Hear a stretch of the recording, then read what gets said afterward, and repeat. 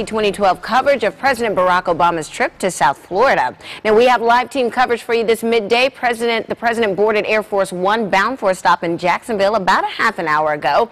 He'll be flying into Palm Beach International Airport this evening, and that's where News Channel 5's Tanya Rogers and our Captain Julie are on standby with details about his trip to Palm Beach County and how it could affect you.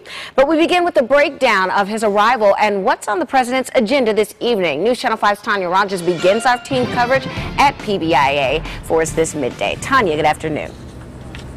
Good afternoon, Keely. The president will be heading here to Palm Beach International Airport, landing right here at Galaxy Aviation. Now, he's kicking off a two-day tour through Florida, part of it, though, including Jacksonville and then West Palm Beach. He will arrive here in West Palm Beach at about 5:30 this afternoon.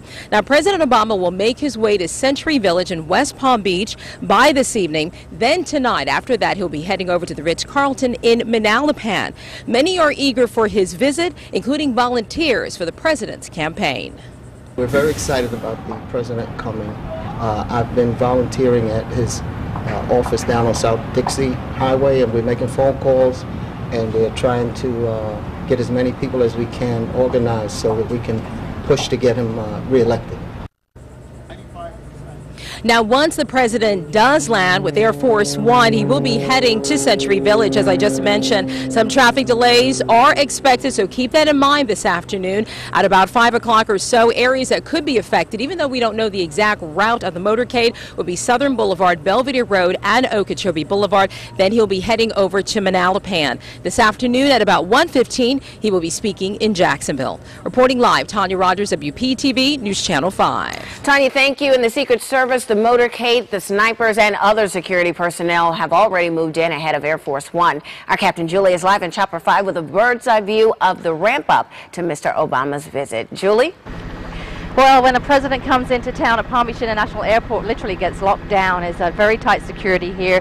Also, the president brings with him 3 branches of the military. One of them you're taking a look at here is supplied by the Navy. This is the C-117 that brings in the presidential motorcade and a lot of the equipment the president needs while he's here at West Palm Beach. Let's take you over to Galaxy Aviation, where Tanya Rogers was, where we have the Marine One helicopter is inside the hangar. So we can't see it from our vantage point up here, but that is the Marines, the helicopter that the president can utilize while he is here. He has not planned to utilize it, but it's here just in case he would require it. And of course, the Air Force contribution will be Air Force One when it arrives here on the tarmac at Palm Beach International Airport later on this afternoon. Those school buses, a lot of people see those from the roadway on Southern Boulevard and Perimeter Road. They offer the protection so that you cannot see the presidential motorcades. And Johan's just shown us to the right of your screen there. They are the limousines that will be taking the president to Century Village and later on today to Manalapan. Keely?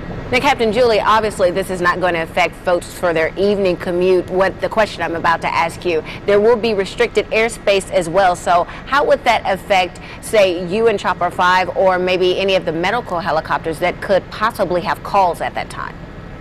Keely, we will not be able to fly during the president's stay here. In fact, there's a 30 nautical mile no-fly zone that will be put up in place while the president is here and while he's staying overnight as well. If there are any emergency medical flights or police flights, they can get special permission, approved permission from the Secret Service to conduct their flights. But as for general aviation aircrafts that are sightseeing, banner towing, flight instruction and news gathering, we're not allowed to fly while the president is in town for security reasons. However, you can see a Delta jet there just taking the runway. They will not be affected by this flight restriction because their passengers go through TSA screening. However, while Air Force One is within the airspace, within the 30 nautical miles airspace of West Palm Beach, all aircrafts will be grounded during that time for takeoff and departure. Keely?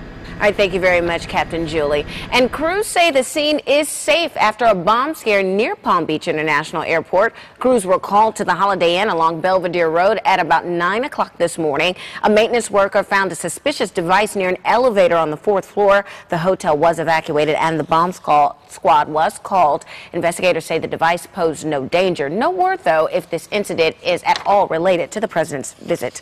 As our Tanya Rogers mentioned moments ago, the president will make a stop at Century Village during his visit to our area, and the residents there tell us they first got the news of his visit online. Yeah, they are certainly plugged in at Century Village.